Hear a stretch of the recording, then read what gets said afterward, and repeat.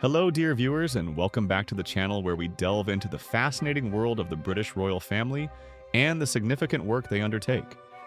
Today, we are turning our attention to His Majesty King Charles III and a matter of paramount importance that has occupied his thoughts and efforts for decades, a focus that remains remarkably sharp even amidst personal health challenges. Before we embark on this exploration, if you find our content insightful and engaging, please take a moment to show your support. Liking this video and subscribing to our channel truly helps us continue bringing you these detailed updates and analyses. Your participation means the world to us. Now, let us discuss a matter that has been a cornerstone of King Charles's public life, not just since his ascension to the throne, but for a significant portion of his entire existence: his unwavering commitment to environmental sustainability. It's a subject he has, in essence, been planning and strategizing around for what feels like a lifetime, long before it became a mainstream global concern. This deep-seated dedication is not merely a recent interest. It is a profound, enduring passion that has shaped his perspective and his work for well over 50 years. Indeed, throughout his tenure as the Prince of Wales, Charles became increasingly known, and at times even controversially, for his outspoken views on environmental degradation and the urgent need for conservation.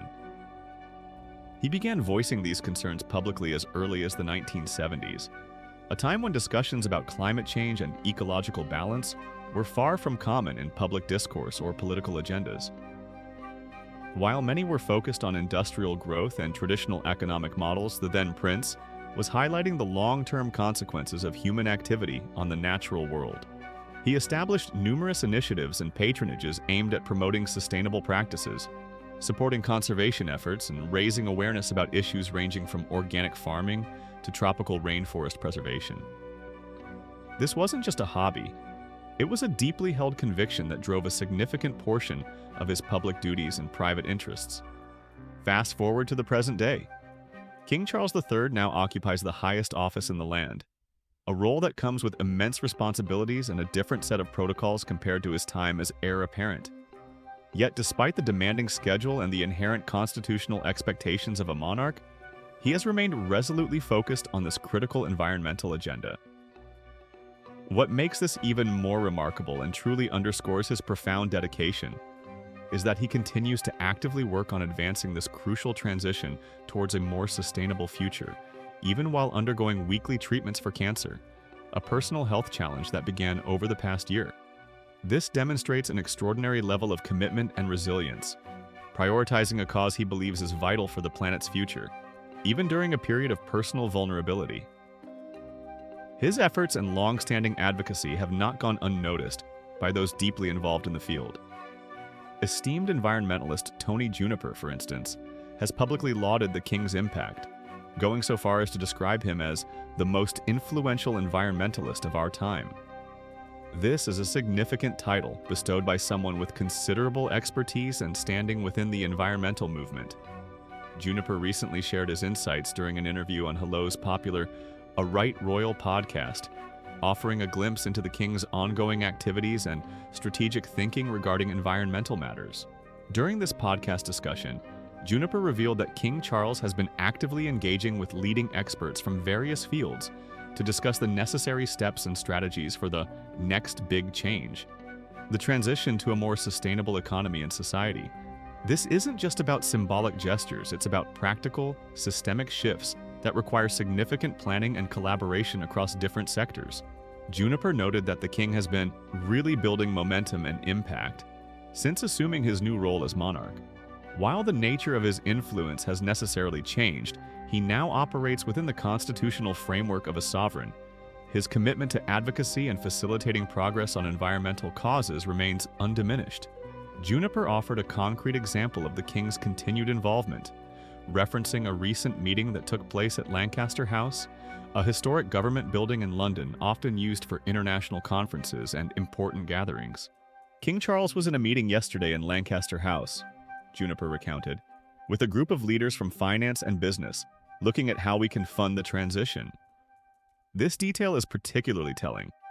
It highlights that the king's focus isn't solely on raising public awareness, though that remains important. He is actively engaging with the powerful sectors of finance and business, Recognizing that the transition to a sustainable future, often referred to as the green transition or net zero transition, requires massive investment and fundamental changes in economic models. Discussions about how we align finance behind these big challenges are absolutely crucial. It involves mobilizing capital, developing green financial products, incentivizing sustainable business practices, and potentially divesting from environmentally damaging activities. These are complex, high-level discussions that require the convening power and influence that a monarch can uniquely bring. Tony Juniper emphasized the king's active participation in this vital meeting. He wasn't just a figurehead making a brief appearance. He was right there in the crowd, actively speaking to everybody and giving his enthusiasm and backing. This paints a picture of a hands-on monarch, personally invested in the conversations, using his position to encourage collaboration and progress among influential decision-makers. Juniper concluded this point by stating that the king is really still showing influence and leadership despite the constraints of his new role. This is a critical observation, acknowledging that while the king must remain politically neutral, he finds ways to exercise leadership and influence by convening important stakeholders and lending his support to critical global efforts without engaging in partisan politics. The expert also acknowledged that the path King Charles has walked as an environmental advocate has not always been smooth or universally accepted. He asserted that while Charles has received pushback on his work, advocacy he has been engaged in since before the early 1970s, he has consistently demonstrated remarkable resolve. Being an early and vocal proponent of environmentalism, especially as a prominent member of the royal family, sometimes drew criticism from those who felt he was overstepping traditional boundaries or interfering in political matters. Some viewed his concerns as alarmist or out of touch with economic realities. However, despite facing these challenges, disagreements, or outright opposition over the decades, Charles has stuck to his guns. This phrase perfectly captures his steadfastness and unwavering commitment to his beliefs and the environmental cause. He has not been deterred by criticism or changing political winds. His focus has remained constant. This long history of dedication, coupled with his current active engagement on a global stage and his personal resilience in the face of health issues, paints a compelling picture of a monarch deeply committed to a legacy of environmental stewardship. His involvement in meetings like the one at Lancaster House, facilitating discussions between finance and business leaders on funding the transition, demonstrates a strategic understanding of the practical steps needed to address climate change and ecological challenges.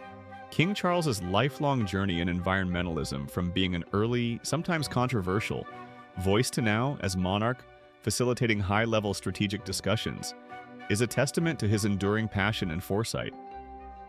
It highlights how his past advocacy has shaped his current priorities, and how he continues to leverage his unique position to encourage progress on issues he deems fundamental to the well-being of the planet and its inhabitants. His ability to maintain this focus and level of activity, particularly while undergoing demanding medical treatment, is truly noteworthy and speaks volumes about the depth of his commitment to this cause. In conclusion, what we see in King Charles III is not just a monarch fulfilling ceremonial duties, but an individual with a profound, lifelong mission. His dedication to environmentalism, initiated decades ago and pursued with unwavering determination despite challenges, whether they be public pushback or personal health struggles, remains a central pillar of his work. His active involvement in bringing together key players from finance and business to discuss the crucial issue of funding. The green transition demonstrates a practical, strategic approach to addressing global challenges. This chapter in the king's life certainly gives us much to reflect upon regarding the role of the monarchy in advocating for global issues and the power of persistent, dedicated effort over a lifetime. What are your thoughts on King Charles's long-standing environmental work and his continued focus on this issue as king? Do you believe the royal family has a role to play in advocating for global challenges like climate change? Share your perspectives in the comments section below. We always appreciate hearing from you. Don't forget to like this video if you found it informative, subscribe to the channel for more insights into the world of the royals, and join us for our next royal update. Thank you for watching, and we'll see you next time.